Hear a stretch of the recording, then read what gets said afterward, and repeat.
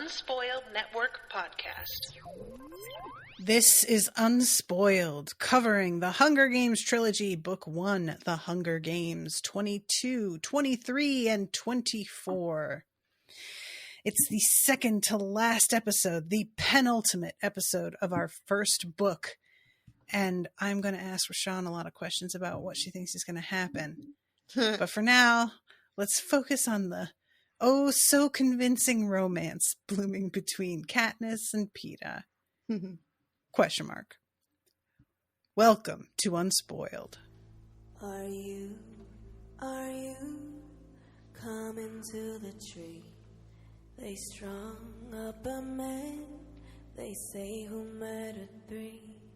Strange things did happen here, no stranger would it be if we met at midnight in the hanging tree. Are you coming to the tree where dead man called out for his love to flee? Strange things did happen here, no stranger would it be if we met at midnight in the hanging tree. Are you? Welcome to the show, everyone. I am Natasha. I'm RoShawn. All right. So these chapters, it feels like there's not that much forward movement in some ways. And then in another way, there's a lot. So what did you think of this?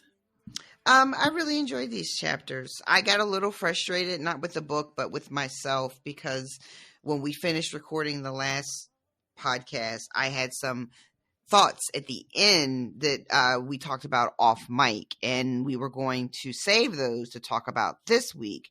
But then it turns out Katniss actually addresses a lot of those things I was thinking about. So nice. Turns out that, I really don't need to dig too deep into them. So I was just like, give me an example. I was like, shit, I really wish I had said that shit on mic. Well, one of the things that I was thinking about in between in the last episode and this episode was picturing what Katniss's life would look like, say she wins. Right.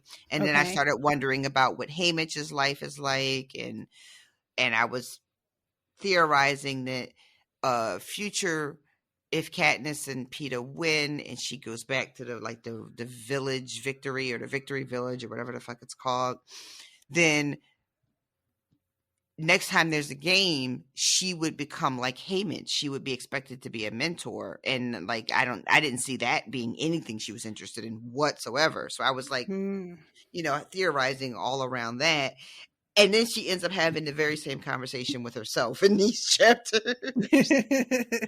So I was frustrated only because it would have been nice if I had been able to get all that out and then get the answers. But instead, it all just happened in my head. But no, I thought that this relationship, which is starting to feel like the book is trying to tell me now that this whole thing is real for Peeta.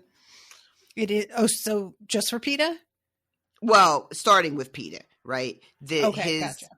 Because his thing goes all the way back to the first time he saw her in first grade, right? So, which is a little weird, but and then, have you not had a boy that saw you one time in first grade and was in love with you forever after that? That didn't happen to you?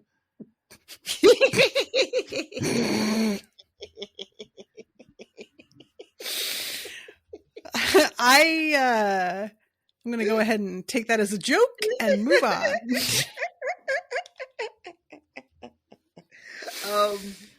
It definitely didn't happen to me because I was never in school long enough for anybody to meet me in first grade and fall in love with me when I was 16. By then I was in 3 other schools. But no, this idea that Peeta really is in love with her and has been for quite some time is starting to feel like this might be a real thing. And then there was this line of his where he was like, Haymitch said you would take some convincing or you would never believe it or something like that. And I'm just like, okay. All right. So we're getting pretty close to the end of this fucking book. Am I supposed to really believe that he is actually in love with her? And I guess I'm finally at a place where like I'm gonna feel so foolish if this is all just a work, but I think I'm finally ready to say I think he might really like her. It might be real. And I'm still saying might, so I'm not saying anything. I'm not like coming down hard on either side, even though I just said I was. You think that just because you're not saying for sure that I won't hold you to it? Ma'am, I got another bridge to sell you. So, but it does. It seems like he's really, this might be a thing. And it also at least is implying that when he told Hamish, right, that I really have feelings for her, Hamish was like, oh, this will be great. This is a great angle to play. But Katniss is never going to buy it. So we're not going to try to convince her that it's real because she's just never going to believe you. But the audience, this is Hamish talking to Peeta in my imagination. The audience will believe you because it's real for you. Right. So that's the only thing that matters is you just, say how you feel and they're going to buy it because it's real. But then we have her, Katniss, by the end of these 3 chapters, she is feeling things herself, like when they kiss. And then she's like, her being afraid that he dies when he doesn't answer the whistle. I don't think that is an indication of being in love with someone. I think that anybody in her situation would be terrified that he was killed, right? Agree, yeah. But she realizes, and she is herself surprised at how strongly she's freaked out about it. And we have her reacting to the kiss and being like, this is not that terrible. So I don't know. I guess maybe we are going to get a romance between them two. I really wasn't like interested in having that, but maybe that's where this is going. And I don't know because I'm an old lady, because I'm old, a lot of times the romance of the thing is like the thing I'm the least interested in. And this happens a lot of times for us. 1,000%. I don't know if it's because I'm old. Maybe I'm just because I'm dead inside. It's probably because I'm dead inside.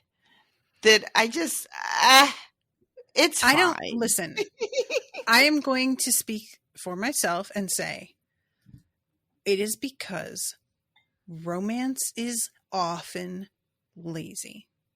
Romance is trotted out when writers don't know what else to do and they need some kind of hook to keep people, and they're like, I know what you simps are going to go for is a ship. So let me give you something. And it's a perfect way to introduce weird drama and give you the opportunity to exploit very lazy, sometimes insultingly so, plot lines. Because so-and-so is jealous or mishears something or fucking whatever. Romance is not an inherently bad thing in a story, but it is frequently a crutch. Yeah. And I get very sick of it in that respect. It's only a few that I can think of, especially when I think about things that we've covered that worked for me, and I'm usually really resistant to them until like Dresden for me is a good example, right? Murphy and Dresden. That was not a ship that I necessarily wanted at the beginning, but it was such a long time coming, and their relationship matured over a series of many books. Where it really felt like the characters got to know each other, began to really trust each other, began to really respect each other, and it just sort of turned into like a romance. And then of course he did the unthinkable, which I won't want to say because I don't want to spoil people who may not be like, caught up, because they might want to join us for Dresden, which I highly recommend you do. Go over there, guys. You got plenty of time to catch up to us because we're waiting for a new book. But so my feelings about Katniss and Peeta is a romance. I am really enjoying it for what it is right now, which is I'm not really sure if it's real. And then watching her kind of do I want this? Is this a thing? No, it's not really a thing. Like, I'm enjoying the sort of uncertainty of it.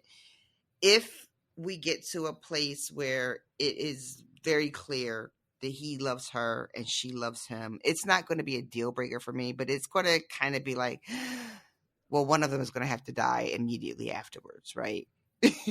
Oh, interesting. Okay, so wait, do you say that in terms of like how the author is going to treat it, or do you mean I won't be interested unless one of them dies afterwards? I feel like the author is going to kill Peter immediately. Like, if they are both ever just like, I love you, it's for real, it's for true, then Peter dies immediately.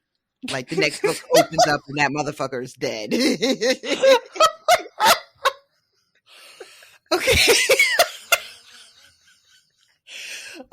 Okay. Okay. I'm sorry, but that is really funny. Oh man. All right. Well, damn. I don't know what to say in response to that. And part of that is just because, like I said last time, I have such a difficult time imagining what the rest of these books are going to be once she leaves the arena, right? I still don't know what the rest of the story looks like, what happens next. It's difficult for me to imagine a love story that starts out in this book lasting all 3 books. Like, I just feel like that's not how these things go. You know what I mean? Now, if they don't get to a place in this first book where they both are saying out loud for the world to see, our love is real and it's true and we're going to be together, if that doesn't happen in this first book, then maybe Peter lives a little bit longer. Okay. In the second book. Okay. But I feel like I feel like there's a direct line between how long Peter lives and when and how serious their relationship becomes. I feel like those two things are connected. Okay. Gotcha. This is super fun. Okay. But there's going to come a day where I'm going to remind you of this and you're going to lose it. And I can't wait, because you will see why. Yeah, I have no idea what to do with that. I don't know what I'm supposed to do with that. Good. You shouldn't. Anyway. All right. So let's begin. Let's start chapter 22. We have Katniss waking up just from, the exhaustion of the fight and losing blood and all of this. She turns out to be okay, but the way that Peeta describes it is, you had a very scary puddle of blood under your head when I woke up, and I wasn't sure if you were going to be okay or not. Right. And, I love that this gives her an opportunity, because she has to explain, how she got away, and he knows that Clove is gone because he sees, her in the sky last night while Katniss is out unconscious, and she has to explain how she got away from Thresh, that Thresh actually just let her go. And it's not that I forgot, but I appreciated this passage because all the time that she spent with Peeta has been like trying to keep him from dying. So there's been no opportunity for her to sort of catch him up to speed for what she's been going through. And this gives her an opportunity to tell him everything about what happened with Rue and how she died and how she got the bread, and explaining why Thresh would let her go, because that makes no sense to him. He's like, good thing he didn't catch you too. And she's like, well, actually, he did catch me. And this leads them to a conversation about not wanting to owe someone something. And she says to Peeta kind of dismissively, oh, well, I wouldn't expect you to understand, you're not from the scene. And he takes it, I think, the way she intended it, which is to be a little bit insulting, even though she probably didn't mean to hurt his feelings, but she was definitely giving him you wouldn't understand. And Definitely. even when it's true that people wouldn't understand a thing because they're not in your same shoes, there is nothing more infuriating than being told you can't understand something. Mm-hmm. I know just in my life, when I would try to have certain conversations with people, especially around race or around sex, there would come a point sometimes in the conversation where it would become clear that the person I was speaking to simply could not understand what I was talking about. Yeah. And I would have to say the unfortunate phrase, you know, you just don't understand what I'm talking about because you're not a Black woman. Like, I've tried all these different ways to express it to you, and you don't understand what I'm saying. And nobody likes to hear that. I don't like to hear it when someone says it to me, that I can't understand Honestly. anything because of it. Nobody likes that. So he takes it in that way and gets like, oh, well, I guess I'm too dumb to understand. And as tiresome as that is, it's also how we all react to that, right? Yeah. But- Guilty. But this directly takes them into a conversation about the bread, which we know Katniss thinks about all the time. Peeta is like, what? The bread? From when we were love kids? it.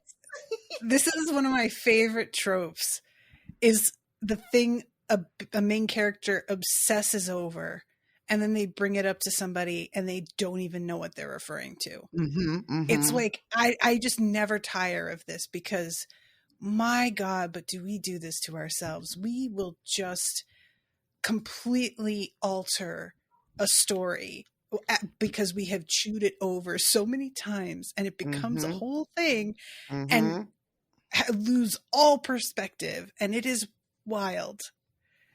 Yeah. Oh, I man, love this. yeah. And when she says, you know, why did you do that? You didn't even know me. Mhm. And she also says this wonderful line, besides, it's the first gift, it's always the hardest to pay back. I really, really love that. But that's a her thing right now. It doesn't have anything to do with Peeta. But I just love that line so much because it's really, really fucking true. But she finally asks him, like, why did you do it? And he says, you know why. And then this is when he says, Hamish said you would take a lot of convincing. Yeah. And then she asks what he means by that, and he obviously does not answer her, and goes right back to Cato and Thresh. And later on, we get a story about that day and why he gave her the bread and why he's been in love with her all this time. And that comes a little bit later, I think, when she asked him to tell her a story. But in this moment, it just kind of comes up, and then they end up talking about the game like right away. And he says, so Cato and Thresh, huh? Maybe they'll just kill each other simultaneously. I really do love that. Yeah, that really made me laugh. Is that not what a lot of us were like secretly hoping? Was that we were just gonna, we'd get rid of both of them, and in one fell swoop, neither of our people would have to be involved. It'd be great. You know, like, and I love the like idea of like trying to imagine how this happens. And the best that I can do is that they're like fighting near a cliff, and then they both just go over it. I can't think of any other way that they both die at the same time. You know, or like it's like the fucking freeze frame at the end of the Rocky movie. I forget which Rocky it is, but it's like they both gonna like punch each other, and then it just stops, and that's the end of both of them. Like you don't know who killed who, but they both just remember that. That is. I think it's like okay. It might be Rocky 3 that ends in the freeze frame. I don't know. Somebody out there is a bigger nerd than me when it comes to Rocky movies. And they'll know what I'm talking about. But then she starts thinking about, because Peeta's being sort of cavalier about Cato and Thresh killing each other, and she is there just like, but I don't want Thresh to die. And then she says the even more important part, which I think is, she's like, I don't want anyone else to die, quite frankly. Yeah. You know? Like I don't want any of this. And it's such a good reminder of, because when you're in the games and when you're reading about it, you get caught up because you want it's about survival. And these Mm-hmm. quiet moments of just being like, you know what? None of us are here by the careers are even the careers aren't here by choice. Nah. They think they are, but they're not. They're born and bred for this job, so it's not even really choice for them either. And it's just such a good, quiet reminder that as much as we are casting these other tributes as the enemy because we need our girl to win, right? We want our protagonists, we want our heroines to win. That means they all have to die. But just this quiet moment reminder of like, no, none of them should have to fucking die. This is all bullshit. This is complete bullshit. And like 21 kids are dead now. Or 22 kids are fucking dead. And for what? For why? For literally nothing but entertainment value on people's TV screens. And anytime that this book reminds me to face that and kind of grounds me despite all the other more fantastical shit that's happening, every time I get grounded, it is like a kick in the stomach all over again of just being like, oh, God damn it, that's right. None of these fucking kids should be here. None of them should be dead. She uses the word murdered in her head to describe Thresh's death.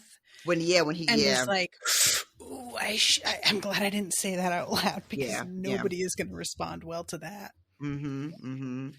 Yeah, when she finds out that he's actually gone, when his little picture goes up in the sky, she is fucking devastated, and she also thinks to herself, like, I got to be careful. Like the viewers don't want to see me crying every time another tribute dies. I'm not going to want to bet on me or support me or sponsor me or whatever if they see me being all weepy every time somebody dies. And that is also horrific because when you're in the games and you're playing to the audience, you have to pretend like you are enjoying this, and that you are a killer and that you are rejoicing in the fact that these other kids are dying. And, it's so goddamn gross. It really, really is.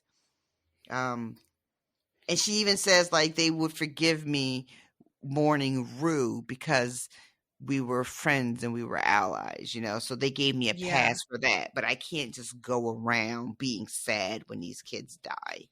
And like, fucking, of course you can. What do you mean? Yeah. Yeah, it's the constant moments of reflection in these books. I just really love those because it's, first of all, we stand a self-aware character. That's always delightful. We really do.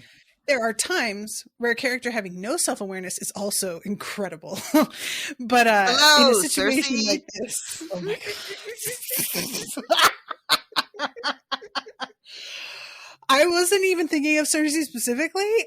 I was just like, I know that's been a thing recently. I don't remember. I won't think on it. And I'm so glad that you mentioned exactly who in the back of my mind it was that I meant. Cersei, what a gift. But yeah, I just, the moments like this, it's also the sort of thing that I get frustrated with in the everyday real world where people will just be like, well, it's because such and such. And you try and tell people like, yeah, but it doesn't have to be like that. It like the way that people will talk about things sometimes, it's like a foregone conclusion that the world is fundamentally and irrevocably unjust and nothing can be done. And I just don't believe that on a fundamental level. Things can be done. And I understand having a sort of fatalistic attitude and in ways that can like sort of relieve your own guilt about stuff, which I deeply relate to. But also, I think a lot of like growing more socially conscious and aware is just the process of going, okay, why does it work like that though? To everything. And just asking, okay, why this? And following that trail. And you start to find out like, Well, because somebody said. Mm-hmm. Like, and that's literally it. Somebody decided one time, Yep. in 1950, 1910, 1870, they just wrote something down and were like, yep. I think we should. And then it just became gospel. What it's we so do. weird. Like, even basic shit, you guys. Like, one of my favorite recent revelations about, like, this is not a deep social commentary, but credit scores and just how recent those are. You know, that was mid 1980s. We started credit scores. We treat credit scores now like they've always existed. Like, this is just a function of our economy that has always been there. And it fucking hasn't. Somebody made it up.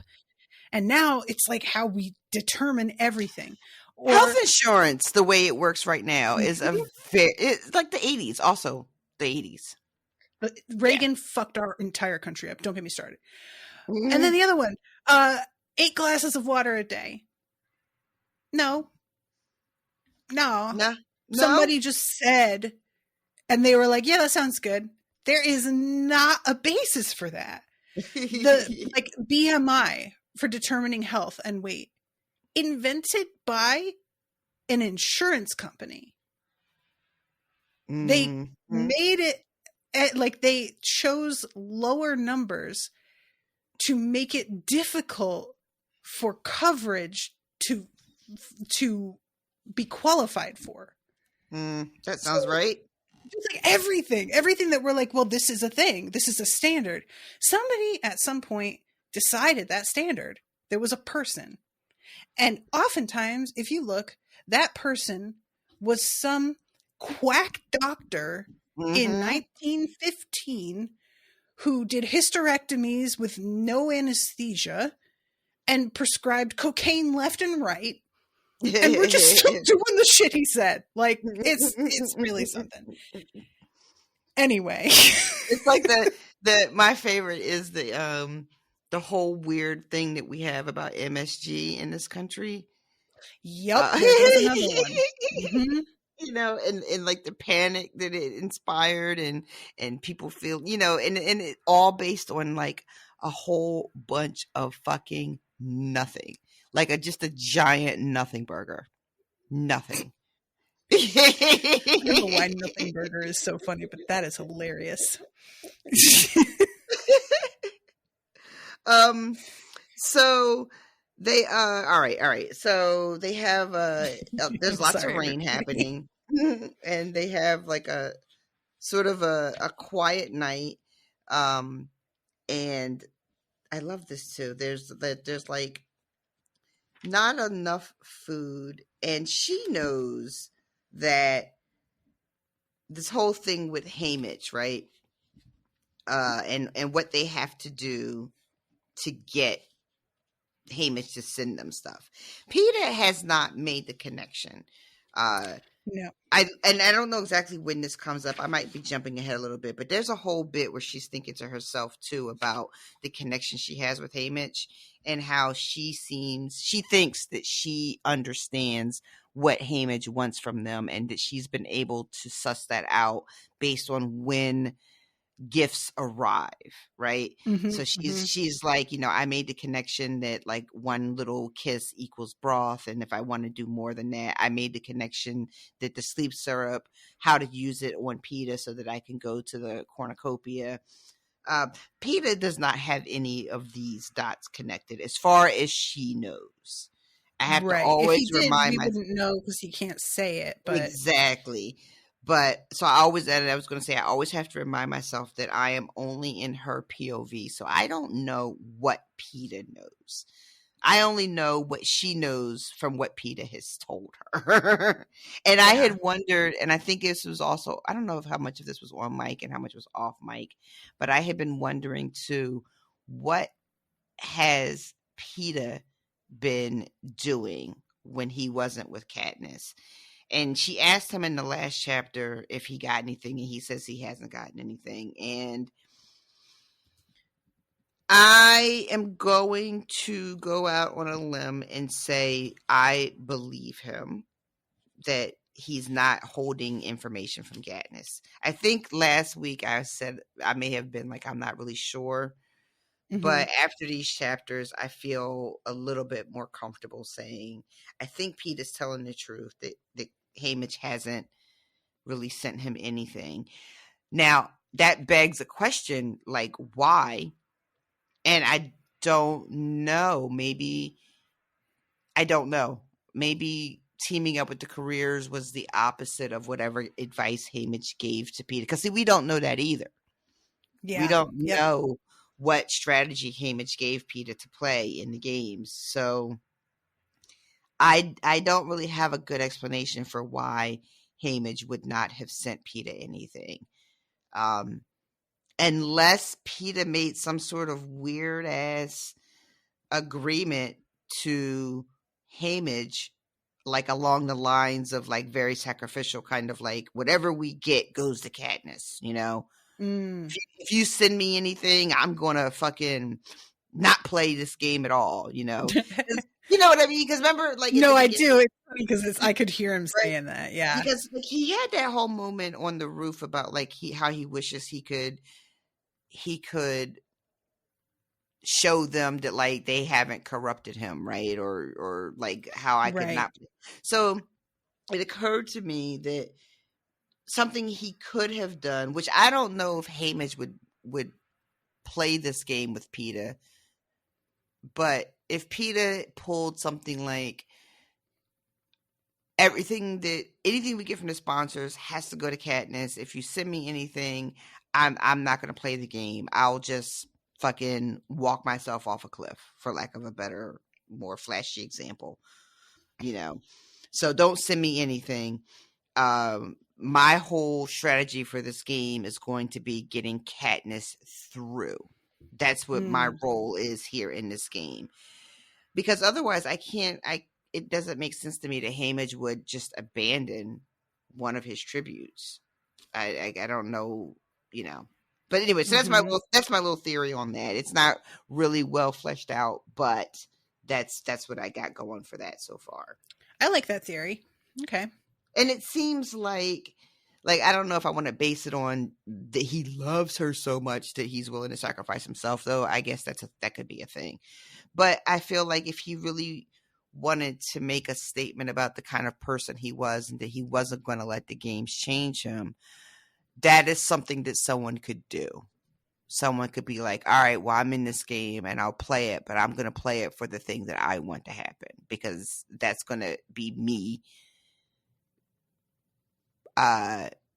honoring what I believe. You know, that's my way of you guys not turning me into a monster. If I can make everything I do be in service of protecting this person that I think should win, that I care for, then all my actions will be low-key justified, right? Because they're not in service of myself. They're in service of someone else. That feels like it might be somewhere he would land. I think maybe. That's interesting. Okay. Yeah. I like that. So I can neither confirm nor deny these allegations. So they decide that they like have a cute little moment. I believe he like leans over and gives her a kiss, and because she, after the whole conversation about Cato and Thresh eventually killing each other, she says to him that she just wants to go home, and he tells her to go to sleep and dream of home.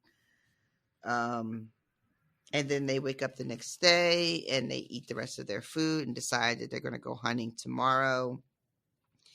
And she asks about where Thresh goes when he's off on his own. This was fascinating to me.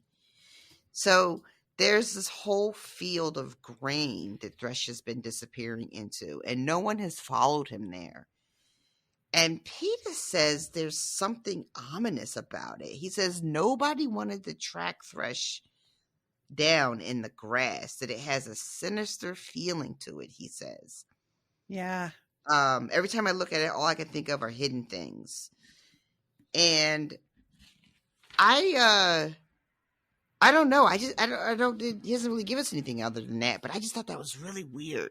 Katniss is like, maybe there is food down there because Thresh looked super healthy when I saw him. Yeah, But she's like, oh, maybe that's where he was. Maybe you guys fucked up by not following him, and he was the one who got to corner the market on that. yeah, but the way, because Peter's like, none of us wanted to fucking follow him in that grass. That makes me go, what the fuck was in that grass though? Like, I mean, I don't know. I mean, we know that Thresh was from an agricultural district in District 11, so maybe would just a field of grain be ominous to anybody who wasn't from a big like farming community? Maybe it would just feel weird to them because they weren't used to it, and he was like super comfortable with it. Or is there something lurking in that grass? I mean, the way that these chapters end. Oh, go ahead. No, go ahead.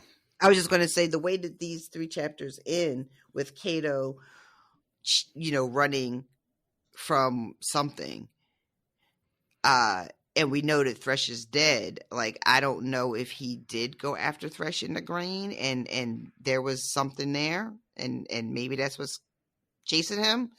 But I don't. Are there monsters in this universe other than the people, the game makers? I mean, there's something chasing Cato. I mean, yeah. I mean, I was wondering, like, it could be. I mean, I don't want to. Let me skip ahead to the end. What? It just says that it says he's running hard from something, but what? And then it just says, she says, I see the first creature.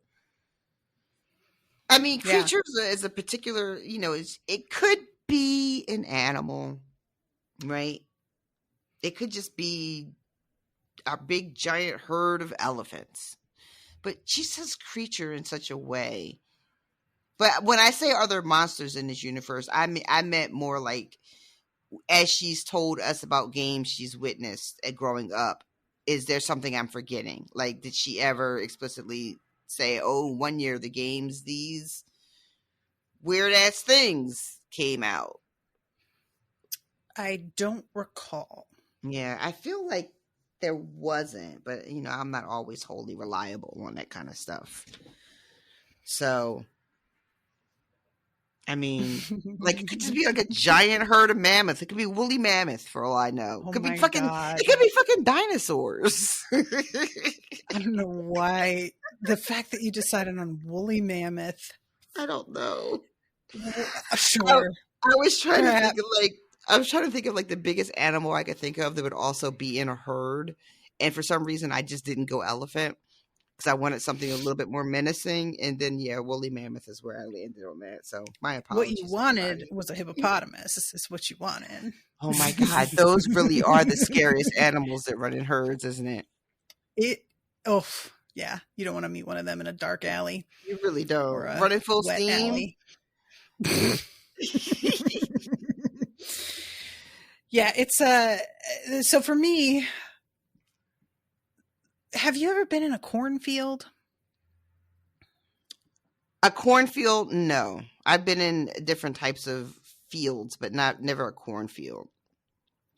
I've been in a peanut field. I've been in a cotton field, but not a cornfield. Peanut field? What does that look like? Hold on, I'm Googling peanut field. I want to see this. I've picked peanuts. That's what my family. It's real low. Yeah. They're real low to the ground.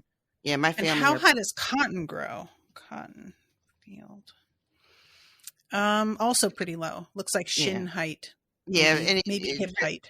Yeah, very rarely, not much taller than your hips. Like if it's higher than your waist, then something else is going on there. But yeah, my family are cotton and peanut farmers in Georgia, or they were. There's not many of them left. Mm-hmm. I didn't know that. That's cool. Yeah, raise cows and grow peanuts and grow cotton. So I don't know if they specifically mention how high the grass is. Do they say it's like waist high? He says yeah, he says, I think he does say, he says nobody really wanted to He does. I think he says it's like waist high. Okay. Because I have the same reaction to that I have to being in water up to my waist. Which is to say, it's probably fine. But it might not be, and I won't know until it's too late. And I was wrong. It's as high as his shoulders, the grass is. There It's you shoulder. go. Okay. It's shoulder That's high. what I was thinking. And he's Yeah. tall. So we're going with probably like 5'10", 6 feet, maybe high. Yeah. Right? So that's just like wrong. Yeah. That's a above lot. my head. I don't think so. And I have been in cornfields both for the actual corn and for mazes. I was going to And ask you about a can't maze. see- Yeah, there were a couple mazes that I've been to, like for Halloween and stuff. Oh man, there was a maze. So it's actually near you. Oh, I wish you would go and then like report back and take pictures because I miss it. There's a place that does a huge haunted cornfield maze, a haunted house, and a like hayride.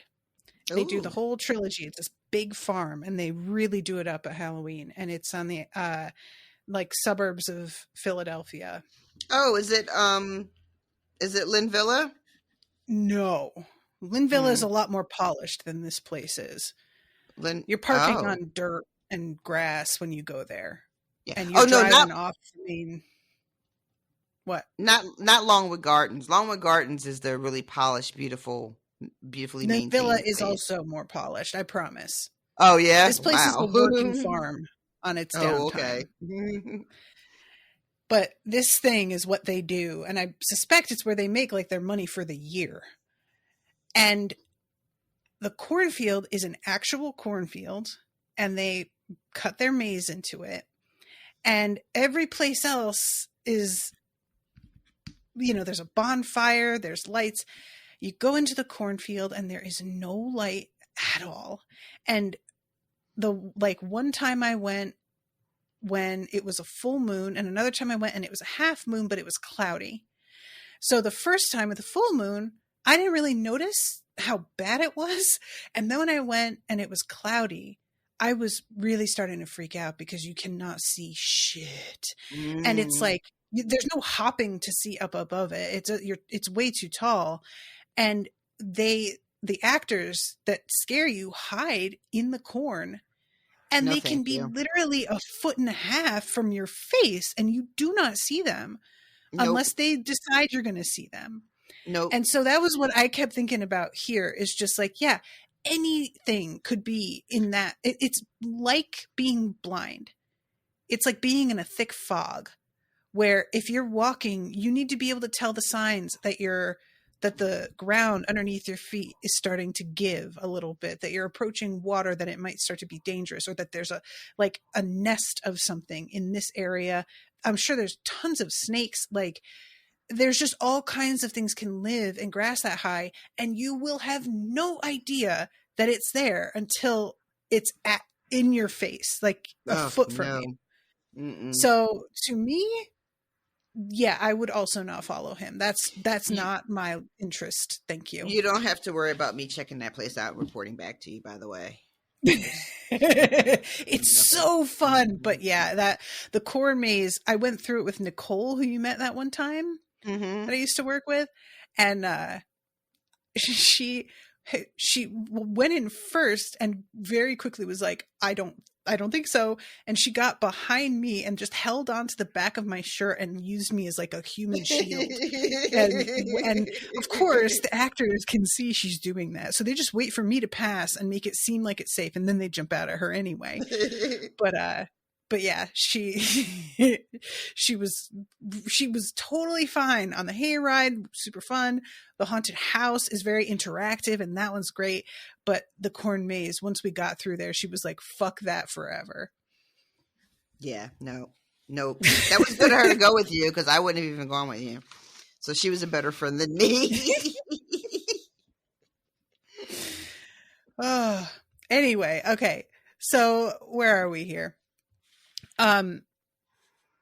Oh yeah, that's it. So the whole thing with Thresh, and then let's see. There could be anything in there. I don't say so, but PETA's words remind me of the warnings they give us about not going beyond the fence.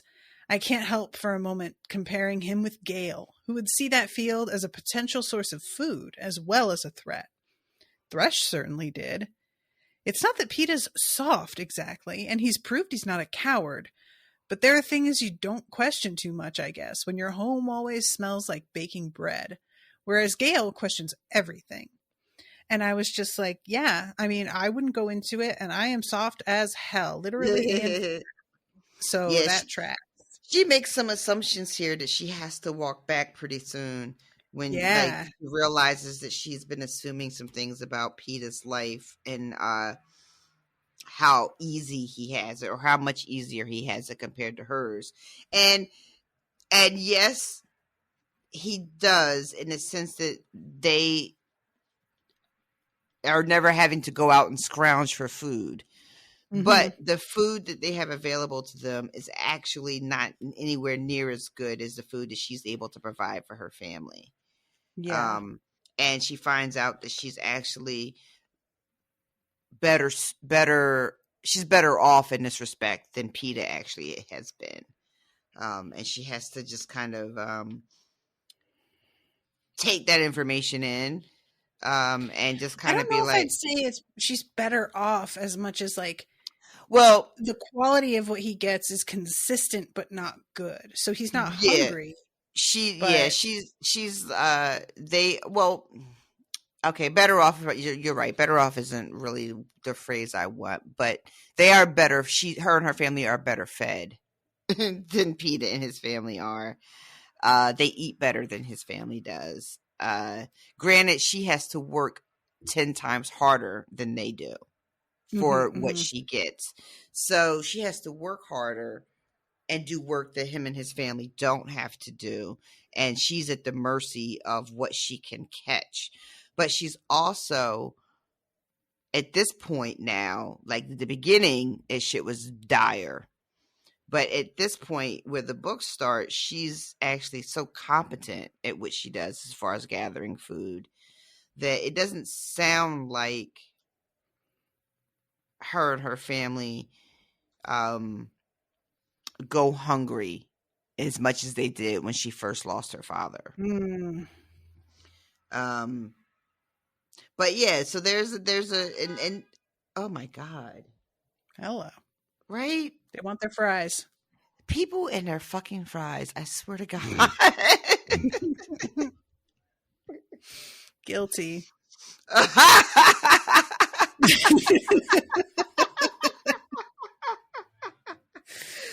That made me laugh because I don't even have a car, and same. The few times I'm actually in a car at a drive-thru, I'm always like, what the fuck? Oh my God. Owen is so bad that way. Meanwhile, I'm like, well, maybe they had to put a new batch in and they're waiting for it to finish. Maybe they ordered like for their whole office. And he's just like, what the fuck is wrong with them? Jesus, how long does it take? I really do write a whole story before I start to blame service people for anything. Oh God. Fiction writer. Okay. So all right. So she's having this moment thinking about PETA, comparing him to Gale, and then they start talking about Hamish again. And PETA's just like, I wonder what we'd have to do to get some bread from Hamish. And she's just like, well, I know a few things we have to do. I really love like just the way that she's sort of going, wait a minute, I guess PETA doesn't really get like the message, like he's not understanding it, and her realizing maybe we do think a little bit more similar than I was expecting. I love and at one this. point she says like, he hates me, and PETA's like, he hates me, and she's like, well, you said that I was his favorite. And he's like, yeah, he hates me more. I just found that really funny. He says something to her like, I never heard him say a bad thing about you when he's sober. She's like, but he's never fucking sober. But so this moment she's trying to be like, all right, how can I make a move and make it look natural, right? And so she like tries to take his hand and she's like, I gotta like, you know, try to be all cutesy about it. And this is just not her fucking jam. It just is not her jam at all. But she's lucky because once she picks up this energy, she starts to fumble a little bit and he just is right there. He just slides right into it. And, you know, that, you know, we've talked before about like how good he is at knowing what he should be performing in any moment. Yes. But he's so good at it that it's getting to the point now where even I, as a reader, I'm just like, he is really good at this. Maybe it's because it's real. I don't know. Like I'm starting to fall for it now. Like if this is an okie doke, I am beginning to fall for it. He just he wore me down. He wore down my defenses. I like and so that, you're like an audience member.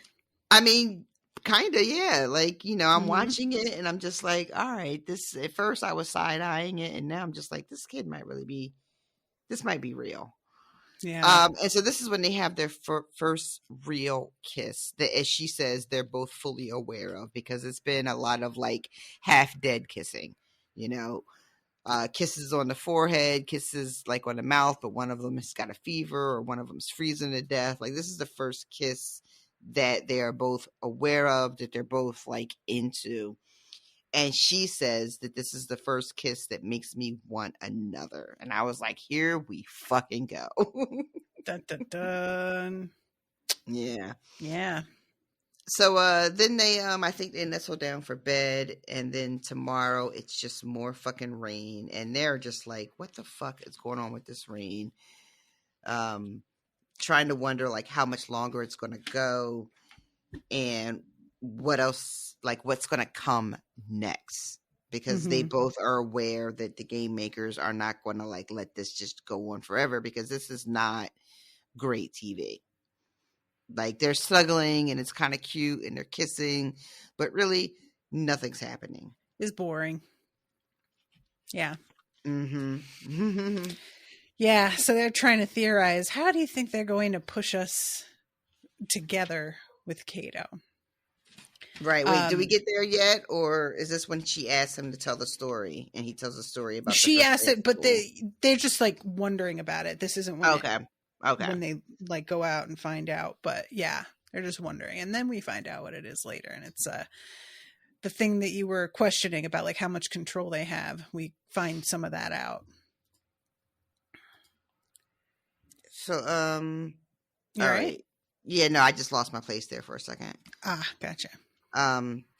So is this where he talks about the first day of school now? I'm looking for the part where they wonder about what the game makers are going to do. And that's where I got lost trying to find. Oh, no, it's fine. So it's, it says for me on, I can't even tell what page, but I guess the first day of school when we were 5, you had on a red plaid dress and your hair was in 2 braids instead of 1.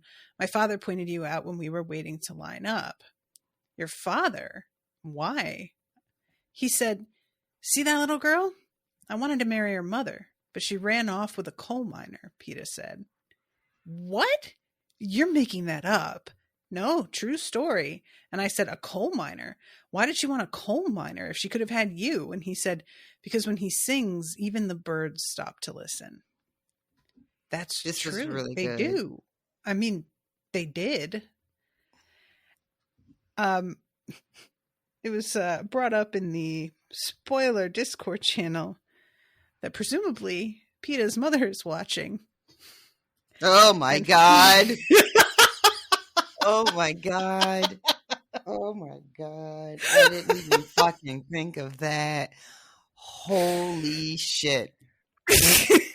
Holy shit. Yikes. That's got to be super uncomfortable, them sitting. Right?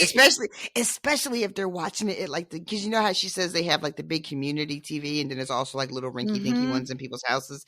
Imagine being at like the town square, sitting next to your husband watching this with literally everybody from your town, and this fucking happens, and everybody just turns and looks back at you.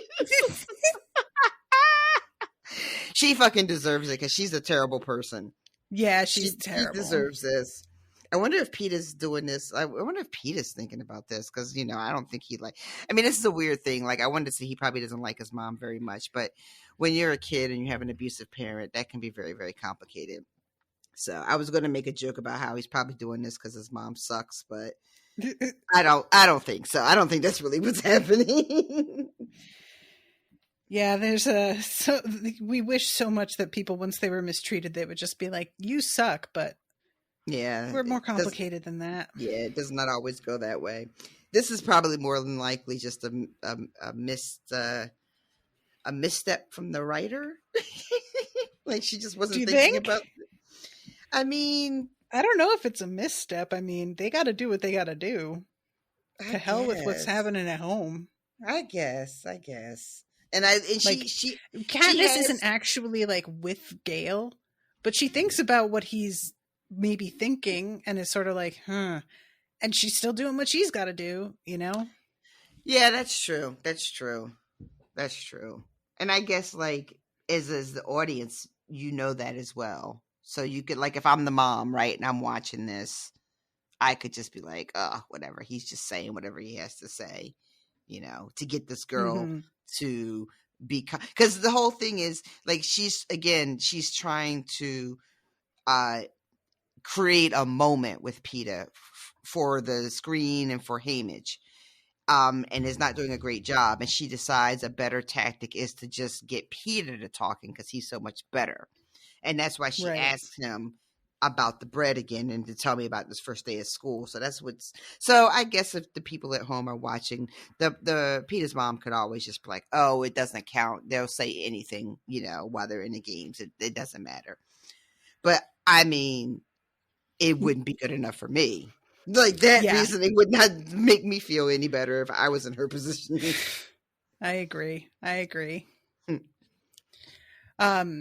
And then there's a whole, like, when she says that the teacher asks if anybody knows the Valley song, and she stands up and sings, and every bird outside the window fell silent. Oh, please, I say, laughing. No, it happened. And right when your song ended, I knew, just like your mother, I was a goner. Then for the next 11 years, I tried to work up the nerve to talk to you. Without success, I add. Without success. So in a way, my name being drawn in the reaping was a real piece of luck, says Peeta. For a moment, I'm almost foolishly happy, and then confusion sweeps over me because we're supposed to be making this stuff up, playing at being in love, not actually being in love, but Peeta's story has a ring of truth to it. That part about my father and the birds, and I did sing the first day of school, although I don't remember the song, and that red plaid dress, there was one. It would explain another thing, too. Why Peeta took a beating to give me the bread on that awful hollow day. So if those details are true, could it all be true? You have a remarkable memory, I say haltingly. I remember everything about you. You're the one who wasn't paying attention. I am now. Well, I don't have much competition here. I want to draw away, to close those shutters again, but I know I can't. It's as if I can hear Haymitch whispering in my ear, say it, say it. I swallow hard and get the words out. You don't have much competition anywhere. And this time, it's me who leans in. Our lips have just barely touched when the clunk outside makes us jump. And they get a special delivery of lamb stew. Yeah, they get a fucking feast delivered to them. Yep. And there is never any mention between Peeta. Well, he can't, again, like you said earlier, he can't say anything out loud. But we don't know if he gets the connection. I feel like he's got to get it. This thing was like fucking, it was immediate, right? And Peeta's not, I don't have any reason to believe that Peeta's not, like, at least marginally smart. It's not a huge leap to make, but we don't get any indication of whether or not Peeta has made this connection that these moments between the two of them are what gets results. And I think that's fascinating. Oh man, you guys, I'm so excited. This is so much fun. I have forgotten all of the different like little notes of this story, and you have got such a different like interpretation and reaction to a lot of it than I have had. I find it really fascinating. Like, it's just, our heads are in such different places. And I keep wondering if I had read this at my age now, the first time, maybe I would be coming at it the same way, but I don't know for sure. I really don't. So, yeah. And it's unfortunate you can't tell me what you thought about these things. I mean, I told you some of what I thought. You told me some, yeah.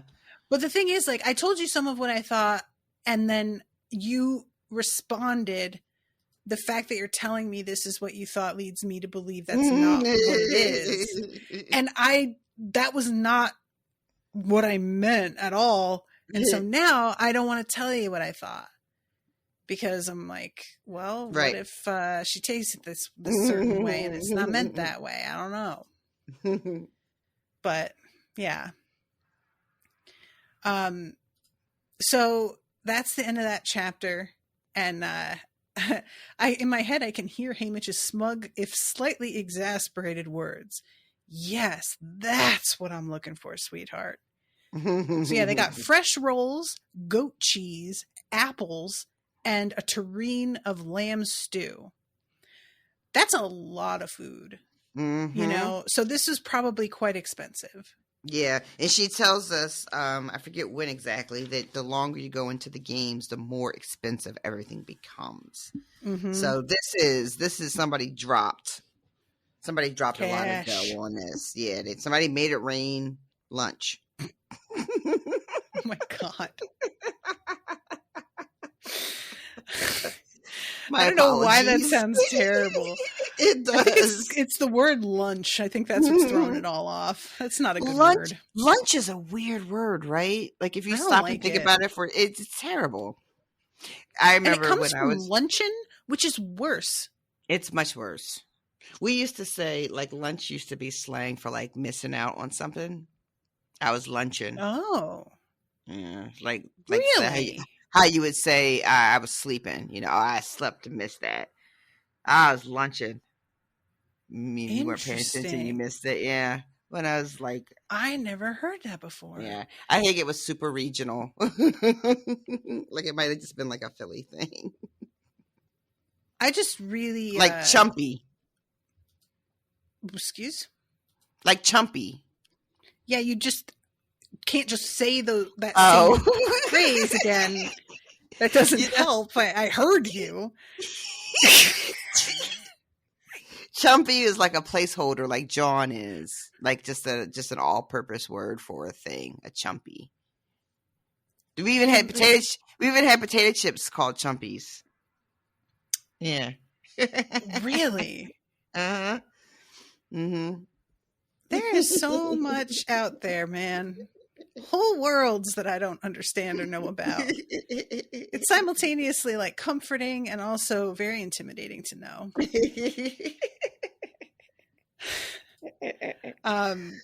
Anyway, okay, so I'm sorry, I'm just so distracted by that. I'm sorry. She just said it and then was like, like, I thought I was perfectly clear. I'm like, excuse me. She's just repeating it. Oh my God. Anyway. It's muckety muck all over again. It is. Yes. And, this all started with lunch. And I remember as a little girl, I read a lot of Nancy Drew.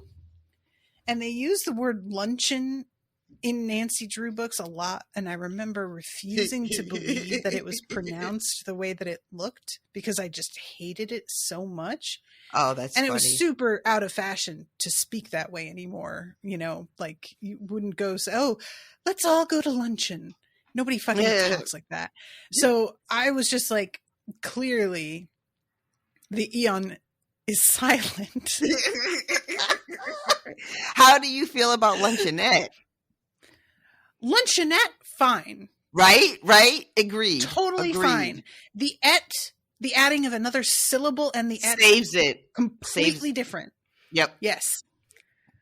But you just go ahead with luncheon and it feels unfinished. It's just it sounds like you're swallowing the word before you get it out all the way.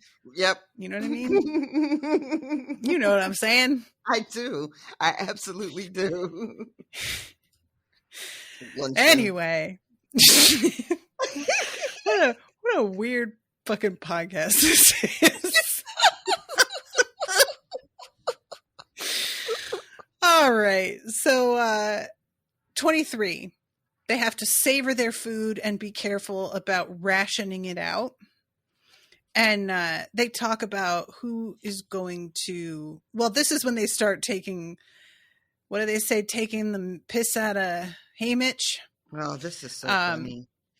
They're very, very cute and they're very playful in these moments. And they start talking shit about Haymitch. And then she's just like, I think the audience will really enjoy this bit because Haymitch is such an old guard.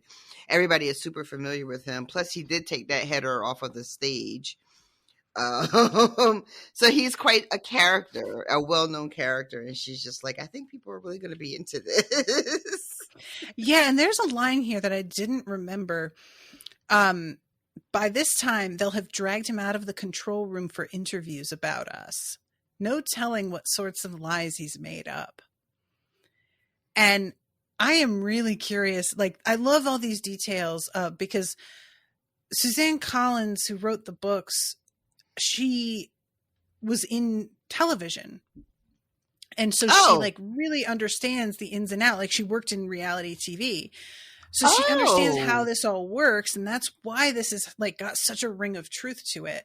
And I never even thought about Haymitch getting interviewed in the midst of the games. I always was thinking that was the kind of thing that happens before and after. And in the midst of it, they're just focused on the players and zooming in on the arena.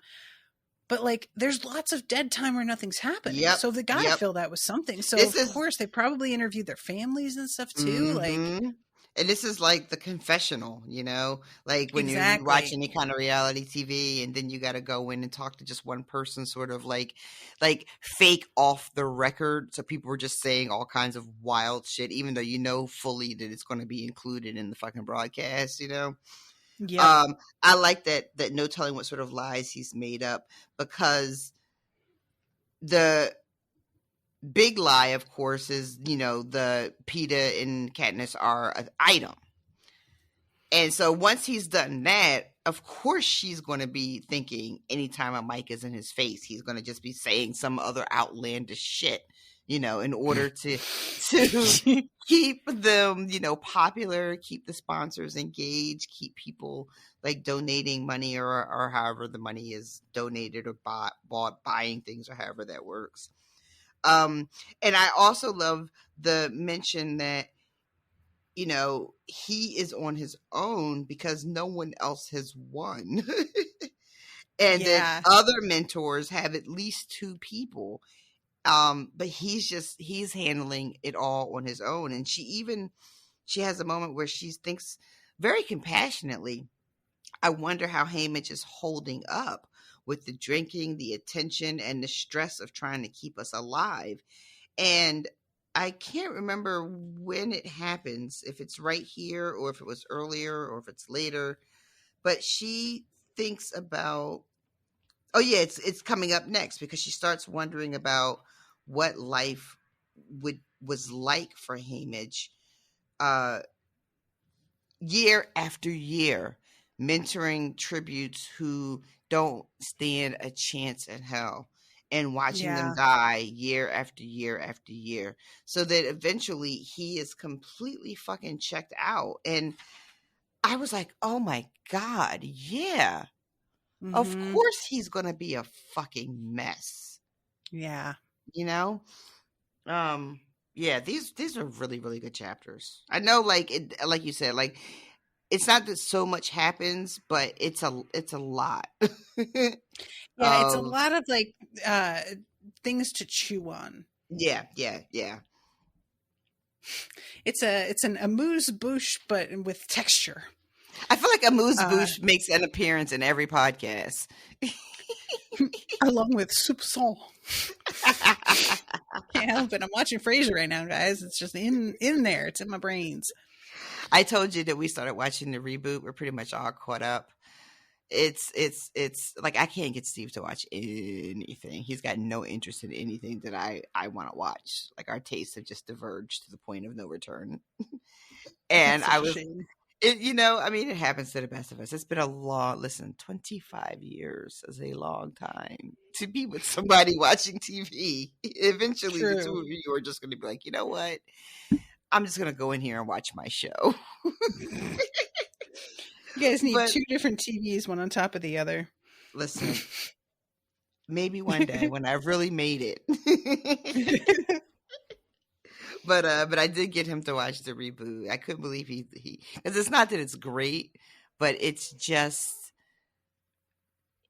feels a lot like the old show. It's very easy to get into. I can't wait for you guys to watch it. I'm going to send you my login so you can watch it real quick before I cancel it. Don't let me forget to do that. Oh, that's right. And I got to get the login from Tex for Gilded Age, too. I keep forgetting about that. Oh, my God. You got to do that immediately. We have to, so we can discuss, but not right now. Okay. Did we talk about how they think Haymitch won the games by outsmarting everybody, but they just don't really know any more than that? I love that. That's the very next thing that comes up. And what did she say?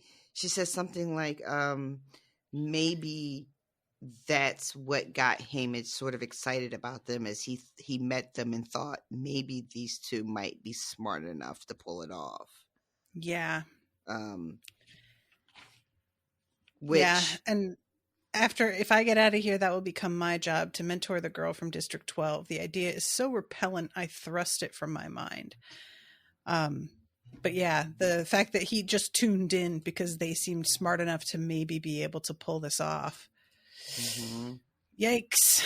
Again, bleak. Yeah. So then in the middle of like trying to put food up and trying not to go back for third servings, even though they're both starving, it's time for like the nightly show. And she is immediately like, well, there can't be anything to see because we haven't heard any cannons. And he tries to get her attention. He calls her name quietly. And she's just like talking over him. And she even says, I find myself wanting to ignore him. And so she keeps just talking about splitting up the food. And eventually he gets her attention and tells her that Thresh is dead. And she is like in denial about it. And it turns out that they missed the cannon because of the thunderstorms. And she looks out in time to see his picture just barely in the sky before it disappears. And she is just ruined by this news. She takes it so hard. And she can't, like we talked about earlier, she cannot grieve in a way that feels right because she is aware that the audience is not going to be here for that. Yeah. And so she just has to, and there was a thing earlier too when they were talking about Thresh where she says to Peeta, I think we would have been friends. Yeah. I think we would have all been friends. I hate that. I know, right? Right. It sucks. But she can't really, she can't really, I don't even want to say the word wallow because that feels like so dismissive. And this is when she thinks murder. This is says no one will understand my sorrow at Thresher's murder. And then the word pulls me up short. Thankfully, I didn't say it out loud. Yeah. Yeah. And so then Peter asked her about Foxface. Like, how do you think she's doing? And Katniss is like, oh, she's fine. No, not even a question. Just immediately, don't worry about that one. Which, I mean, she would have been. Like, she might have been. Right? That shit took a turn quick, didn't it? It did. So then this is when Peter ends up telling her about the fact that how his family actually eats. Because they're eating some of the apple and some of the goat cheese, and he's talking about a tart that they make that's so expensive they never get to eat it, unless it's very, very, very stale. And this is when she has to rethink her assumptions that she had made about how he lives and what his life is like. And then eventually the rain stops, and it just stops. Like they turned it off, which is what they did. They just turned the rain off. Yep. And it's not like the bed of the stream isn't even damp anymore. Oh yeah, when they start going out and they start making their way and they go to the stream, that shit, it looks like someone opened the little drain and just let all the water out. Nothing natural or organic about it whatsoever, which is still so creepy, right? Yeah, the fact that they have this kind of control over the environment is just constantly very unnerving to think about. It completely. And it's like not even like, I don't want to say that far-fetched, but it's far-fetched, but it's not. Yeah. And let's see, where are we at? She starts wondering about how long she's been gone, because like time has no meaning at this point. And she's looking at the moon. I want to mention that they're both thinking regarding Thresh that even if he died, he probably got some good hits in, and that Cato is very likely injured. Oh, so, right. They're sort of just crossing their fingers on that, but I wonder if that will turn out to be true.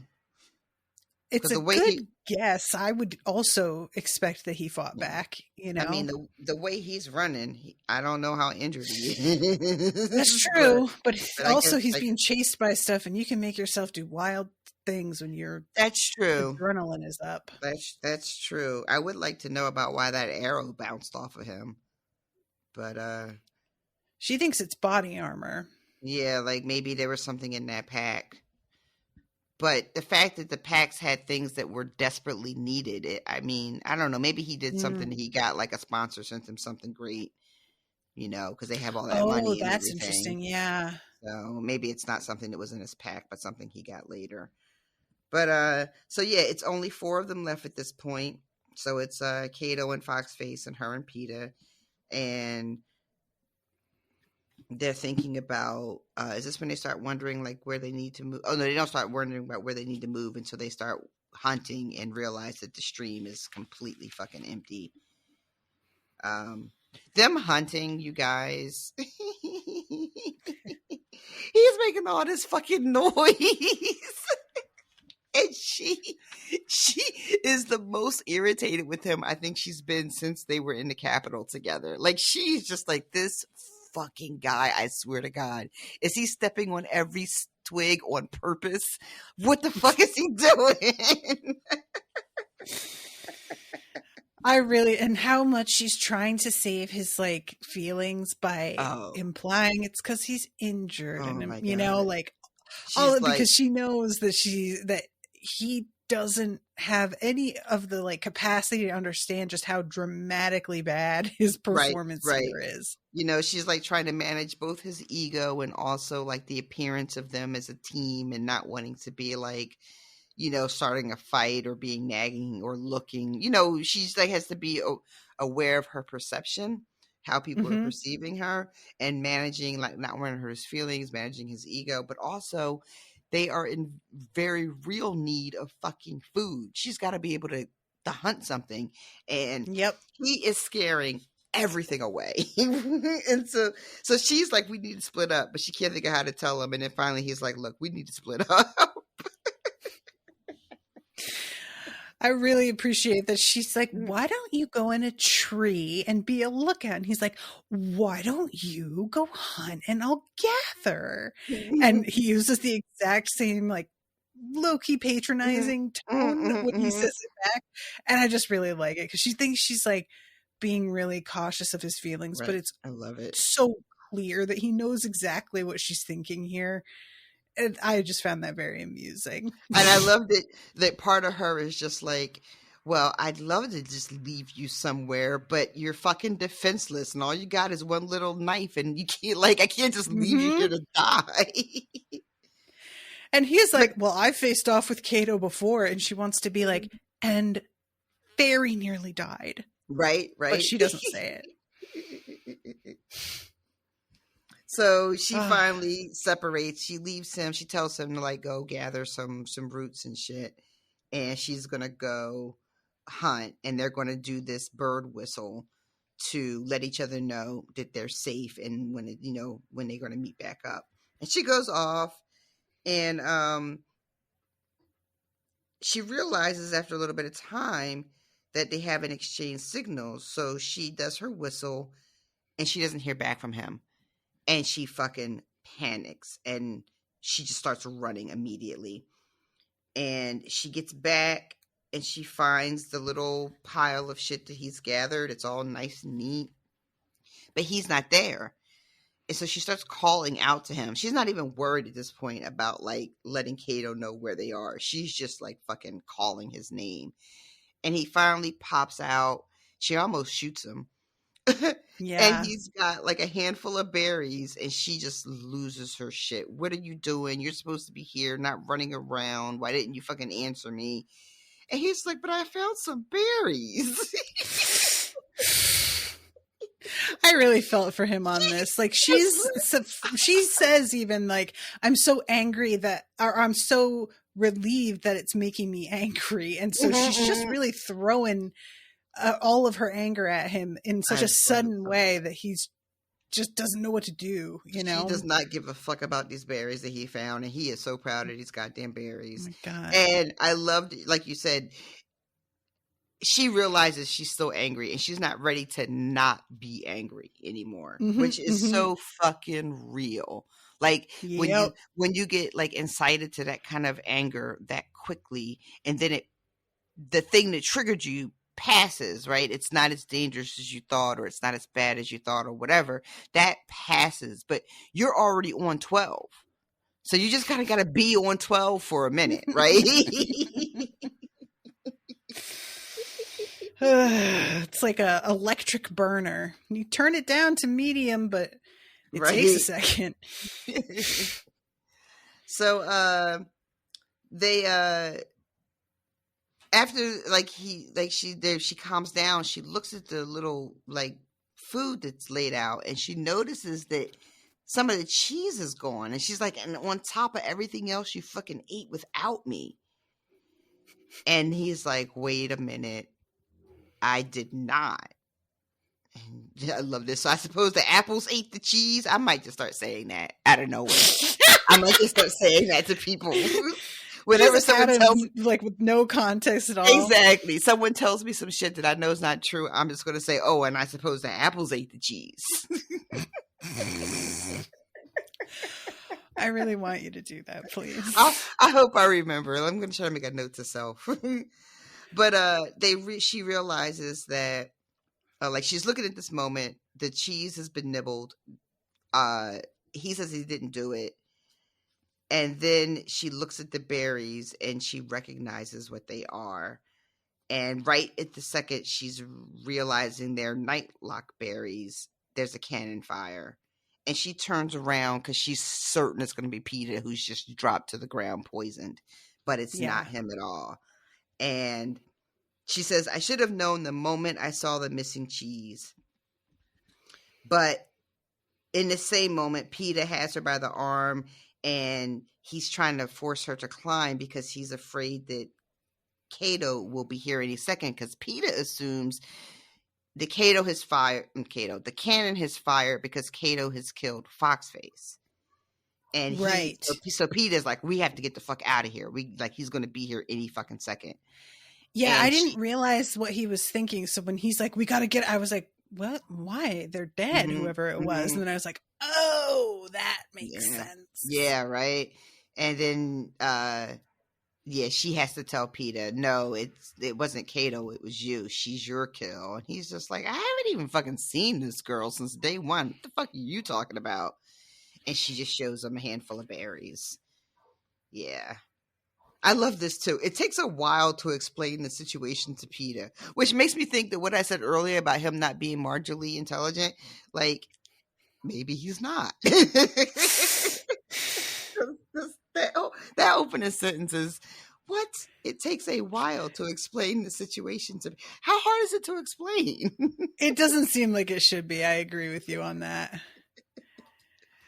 Which actually dovetails nicely with the thoughts that Katniss starts to have about Cato and whether or not he is intelligent. And she starts to realize, like, I know that he's well trained. I know that he's strong and he's fierce. I genuinely don't know if he's smart or not, though. Like, right. I love too. know? She's also like, I'm not sure he's altogether sane. Yes. Oh my God. I mean, the way he absolutely lost his mind at that kid doesn't point to him being particularly balanced. Yeah, right. He's definitely that. somebody who's wrapped very, very, very tightly. Yeah. The other thing that Katniss does is she decides to save some of the berries and put it in a pouch because she's thinking if they should run from Cato and they drop it, he might just assume they've dropped food. And she's counting on the fact that he won't know any better and he might just eat these berries and die. And wouldn't that be great? And I love this as an idea. I don't think it's going to actually pan out for them, but I do love that she thought of this. Yeah, and I just kind of wish that we had these poison berries earlier because we could have just did that instead. Like, I don't think there's any rules against it. They could have just poisoned everybody. I don't think there's any rules like that. Nope. Yeah, I mean, nope. Yeah. So, well, I'm really, really excited. So, what do you think? Like, do you think anything like that is going to be in the cards, that they will use the berries to try and poison Cato? I mean, I would love for that to be a thing. I don't know how it would happen, especially the way that the chapter ends, with them all running for their lives. I guess if they're running together and they have a common enemy with whatever is chasing them, and they all are running in the same direction and in some place, air quotes, safe from the creatures, there could be a moment where they could just be like, all right, we're all huddled in this cave together, say, so we have a temporary truce, you know? And hey, are you hungry? We've got some berries. But interesting. But I don't know.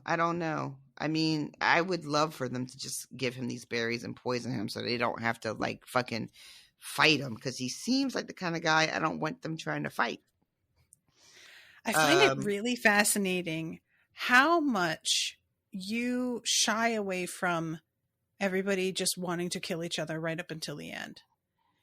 Because you had been guessing for a minute here that we were going to be having, like, a, you know, we all realize that this is bullshit and throw in together to, you know, and clearly we're down to 3 people. That's not happening. Yeah. And now you're like, well, maybe we all agree that we'll have a little truce here. Yeah, and, like, I don't know. What about Cato has ever indicated that he would, for a moment, entertain this idea? Yeah, I don't see any other way other than, like, her literal plan of just dropping the berries and he finds them. I mean, how else would they? I don't know. How else would he? I'm trying to see how else would they poison him with it? Would they sneak it into his food? I don't know. Yeah, That's I don't know. I'm asking you. I don't know. I can't see a way to use them other than literally what she said, which is just like having him find them and be like, oh, cool, I found some snacks.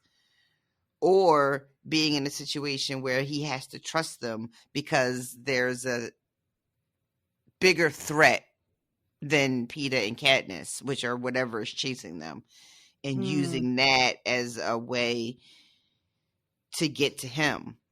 But yeah, like he doesn't strike me as the kind of person who would instigate a truce. He strikes me as the type of person who would have to be literally backed into it, where like there's a giant monster outside the only exit and he doesn't have anywhere else he can go, so he's forced to be in, like, you know what I mean? That's the only thing I can picture. Yeah, that's interesting. Okay.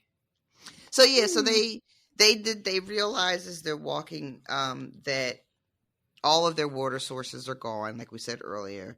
They are being corralled by the game makers back to the lake. That's where they're supposed to be. And that's where the big showdown with Cato they think is going to happen. And so that's where they start heading. I love this thing. This is what she's thinking about. She doesn't have a good sense of Cato. Even though I love this line too, that she says, I spend so much time making sure I don't underestimate my opponents that I've forgotten it's just as dangerous to overestimate them as well. I thought that was really good. Yeah, so and I forgot to mention too, like when they leave the cave, they eat all of the food that they have left. When they're out here and they eat, like they get some stuff, but it's not, they're still hungry, you know, later on. It's not like it really holds them very well. And they reach a point where they have to go, like, turn in for the night, find some place to hole up. And of course her instinct is to go back up in a tree, which has been it has worked well for her so far. Oh my God. Did you watch that second TikTok in that thread that I posted?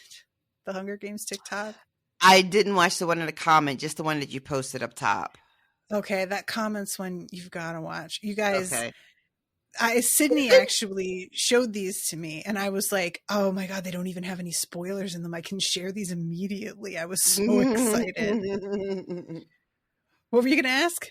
I remember you said something about possible spoilers. No, I said don't read any comments. Oh, that's what it was. Videos. But yeah, don't read any of the comments. And I think that's why I didn't go into the actual comments where you posted the second video. I think that's why I didn't go. I marked it also safe, but yeah, I don't think I even saw that.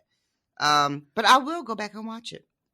For those interested, it's the TikTok creator is Brittany Spears, Brettney Spears, and he's just like, what if I was in the Hunger Games? And he is a complete goon. And his tactic is basically stay in the tree the whole game, never move. And, you know, obviously that did not work for Katniss. They created a fire and made her move. But in his universe, that didn't happen. And he gets to just stay up there. And I, for one, love that for him. But I won't spoil what happens in that second video that I posted because it's really funny. They end up back at her tree too. Yeah, her and Peeta. They end up back. She can see the fucking husk of the hive, and it's such a fucking horrible moment for her that she's just like, "We got to keep moving. I don't want to be here. We got to." Go someplace else. And Peter's just like, okay. He doesn't really ask for, I mean, because he was there. He knows. I don't know if he puts it together exactly where they're at, but she does kick the hive or the husk of the hive. So even though it's not really on the page, he knows what this is, right? I think so. Okay. So they get there and there is no sign of Cato anywhere. I love that they fucking do a walk around of the Cornucopia to make sure nobody's hiding in that motherfucker. They're very cautious here, as they should be. I really cannot tell you how much I appreciated that, because that was the first thing I thought. I was just like, let's just make sure. Let's just take a minute and make sure that it's all good. And then they actually did. And I was like, thank you so much for that. I appreciate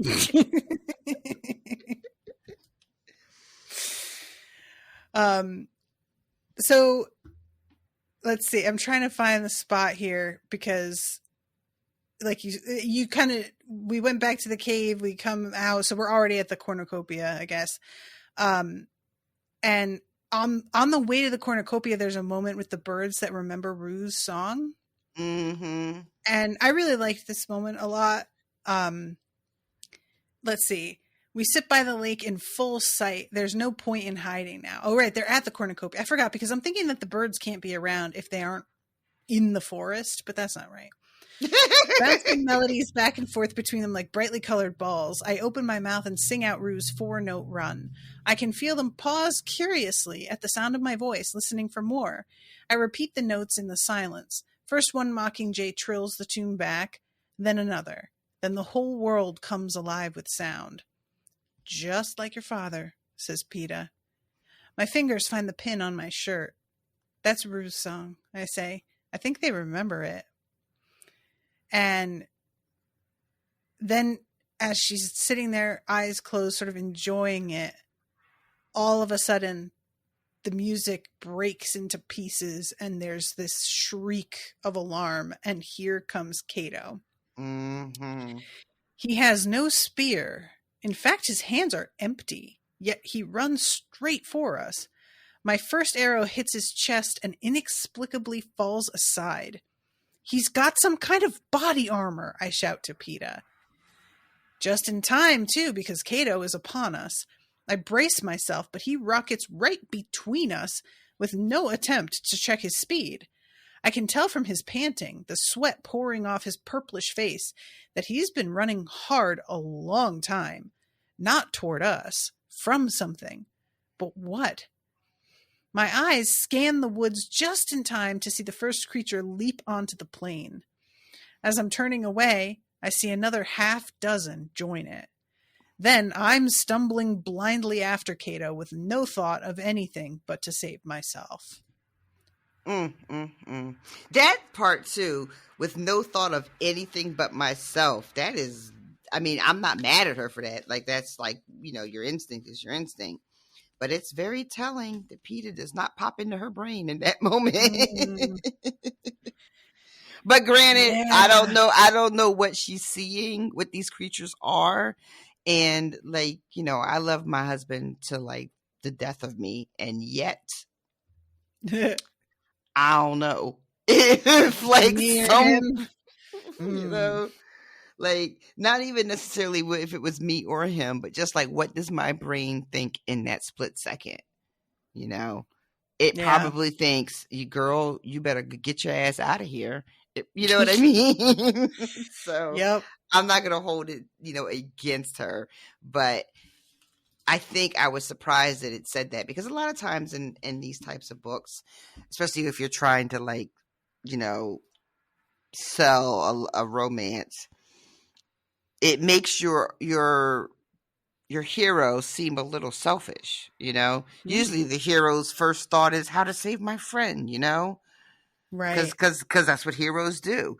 But this shit said, I was thinking about myself, you know?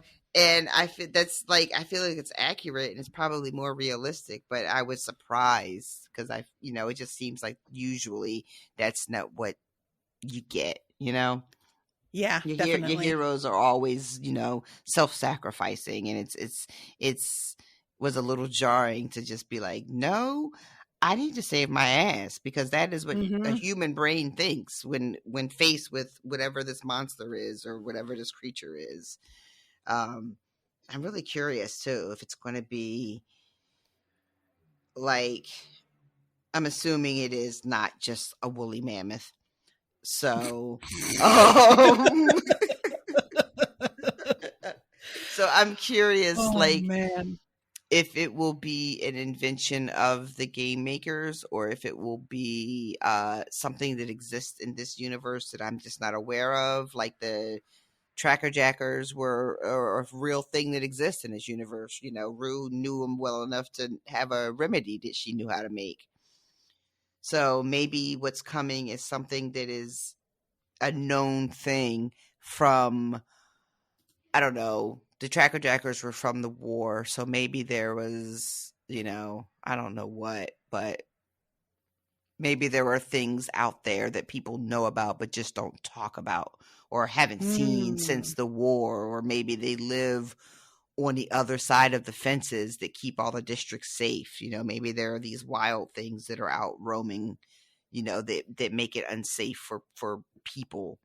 You know, I'm really curious as what it's going to be this coming that has someone like Cato running for his fucking life like this, because that's the other thing too, right? This kid is running hard. Yeah, he is. You know, and he doesn't seem like the type to just be running from any old thing. So I feel like it's a very serious situation. Yeah, I wasn't aware, I didn't remember that this chapter ends before you really find out what these are. And I was a little bit bummed because I really was excited to talk about them. And then it just ended and I was like, God damn it. Yeah. But yeah, we will definitely be getting to that. So well, it's a shame you remembered that it ended, because we could have had another quarrel and then I wouldn't have to wait. Oh my God. For those who don't know what RoShawn is talking about. Oh yeah, I guess that's true. There might be people who don't know. Those who are not aware, I accidentally blurted out a giant spoiler on the air while recording with RoShawn on the first Harry Potter book about Quirrell, a certain something, because I thought the chapter ended there. It didn't. And thus, the live read was born.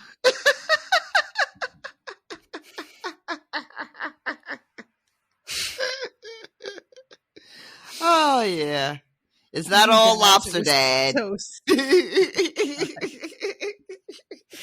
all right, so we've got It's Not All Lobster, Dad. I'm putting that in. What was the other one? Did the apples eat the cheese? Did the apples eat the cheese? It's not all lobster, Dad. All right, good. Oh. I'm looking at some of the ones that I don't recall. The Barely Stable Table, which was apparently a reference to you not getting paid enough. I like it. What? It's got the ring of like a Bravo show. And the other one is I Will Poo Poo with the Best of Them, which I think was you're poo-pooing something, but it definitely sounds different out of context. That's exactly what it was. I was poo-pooing something. I was saying.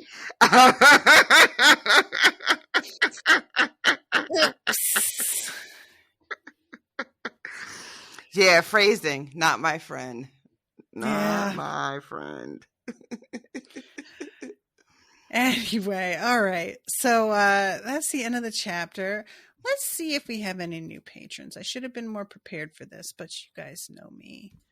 I go real back and forth with whether or not I'm going to be prepared. And you like preparing so much too. You know, I like preparing when it's a distraction from another thing. I don't like preparing when I have to prepare, because that's the thing I'm supposed to be doing. Oh, I see how that works. Oh, what a fucking catch-22 that is. Listen, it's I've learned a lot about myself recently, and I don't like any of it. That's a postcard. You know what? You got a point. I'm gonna. Yeah, I very rarely choose my own quotes, but I'm gonna write that shit down. I've learned a lot about myself lately, and I don't like any. There's a woman on TikTok, and her whole shtick is she has this notebook, And whenever anybody says something that really catches her ears, she'll like stitch whatever they said, and then she slides in and she whips out her big notebook and she makes a big to do of it going in her book. And it's become such a thing that if people in people's TikToks, if they say something really good, they'll tag her in it. And that's really that's just you with postcards. Yeah, it is. I enjoy that. I should have her listen to the show and be like, look, every time you whip out one of those notebooks, let me know and I will try and use that moment, because I often wind up without any idea what to put on a postcard. All right, so we have got 2 new patrons. Hey, we have Tyler Gallagher and E. Dunnan. Welcome to both of you. Thank you so much for becoming patrons. We love you very much. We do. So happy to have you. We are. And I have gotten a couple of messages and comments from people who are super excited that we're covering the Hunger Games. So that's always lovely. And I'm just really excited because, like, you guys know that taking down Harry Potter from the public, like, feed was really a difficult decision for me. And there was a certain feeling of community with that show that we have gotten some community around other things, but it hasn't ever been the same. And I am starting to feel that a little bit with Harry Potter or with Hunger Games, the same way that I did with Harry Potter, and just people being genuinely stoked about it. And I don't know, I don't want to jinx it, but I'm feeling like happy about the direction things are going. Yay! So, yeah. So thank you guys so much. Those of you who are listening, I say that like there's going to be people that aren't listening, but hear this anyway. That's how that works. But anyway, everybody out there, thank you for your support. If you aren't able to become a patron, totally understand. Try throwing us a review on iTunes. There used to be this great app called CommentCast that I could go on to get reviews from all over the world for my shows. Because if you just go through the Apple, like, iTunes store, it just shows you your own country's reviews. Mm-hmm. And that app is defunct. It no longer is a thing. And I've been trying to find another one to replace it, and I haven't found one. If anybody listening knows of one, please let me know. Shoot me an email. That's the best way, because I've had people try and message on Facebook, though that function is very bad. And Patreon's notifications are questionable lately.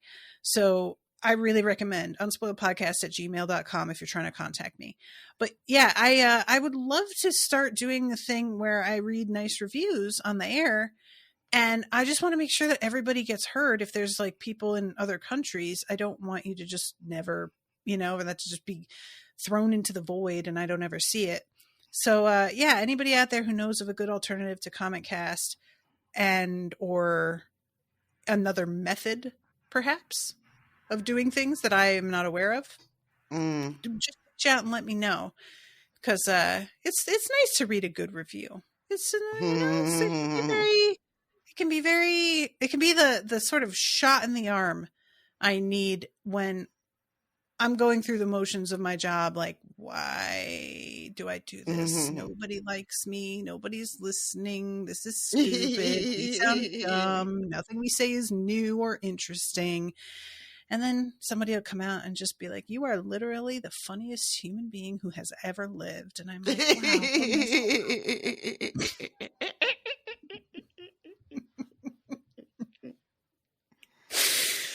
All right, guys. Until next week. Toodaloo, motherfuckers. Bye, guys.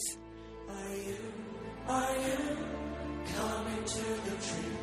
They strung up a man. They say he murdered 3. Strange things that happen here, no stranger would it be if we met at midnight in the hanging tree. Are you coming to the tree where dead men call out for his love to flee?